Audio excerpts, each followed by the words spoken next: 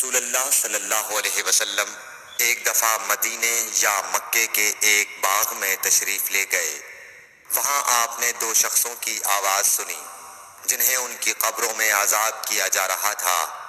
آپ صلی اللہ علیہ وسلم نے فرمایا کہ ان پر عذاب ہو رہا ہے اور کسی بہت بڑے گناہ کی وجہ سے نہیں۔ پھر آپ صلی اللہ علیہ وسلم نے فرمایا بات یہ ہے کہ ایک شخص ان میں سے پیشاب کے چھینٹوں سے بچنے کا اہتمام نہیں کرتا تھا اور دوسرا شخص چغل خوری کیا کرتا تھا۔ پھر آپ صلی اللہ علیہ وسلم نے کھجور کی ایک ڈالی منگوائی اور اس کو توڑ کر دو ٹکڑے کیا اور ان میں سے ایک ایک ٹکڑا ہر ایک کی قبر پر رکھ دیا۔ لوگوں نے آپ صلی اللہ علیہ وسلم سے پوچھا کہ یا رسول اللہ یہ آپ نے کیوں کیا؟ آپ نے فرمایا اس لیے کہ جب تک یہ ڈالیاں خشک نہ ہوں شاید اس وقت تک ان پر عذاب کم ہو جائے۔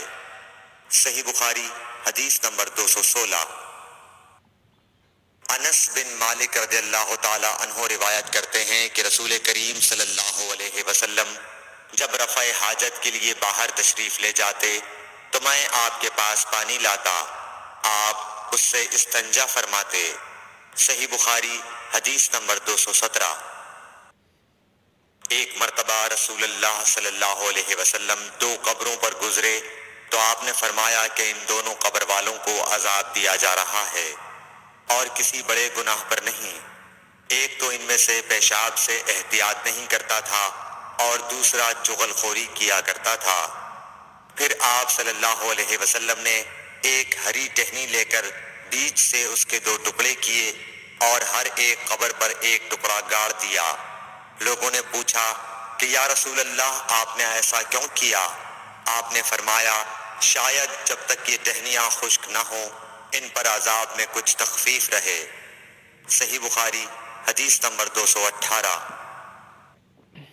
رسول کریم صلی اللہ علیہ وسلم نے ایک دیہاتی کو مسجد میں پیشاب کرتے ہوئے دیکھا تو لوگوں سے آپ نے فرمایا اسے چھوڑ دو۔ جب وہ فارغ ہو گیا تو پانی منگوا کر آپ نے اس جگہ بہا دیا۔ صحیح بخاری حدیث نمبر 219۔ حضرت ابو ہریرہ رضی اللہ تعالی عنہ نے فرمایا کہ ایک اعرابی کھڑے ہو کر مسجد میں پیشاب کرنے لگا تو لوگ اس پر جھپٹنے لگے۔ یہ دیکھ کر رسول کریم صلی اللہ علیہ وسلم نے لوگوں سے فرمایا کہ اسے چھوڑ دو اور اس کے پیشاب پر پانی کا بھرا ہوا ڈول یا کچھ کم بھرا ہوا ڈول بہا دو، کیونکہ تم نرمی کے لیے بھیجے گئے ہو، سختی کے لیے نہیں۔ صحیح بخاری حدیث نمبر 220۔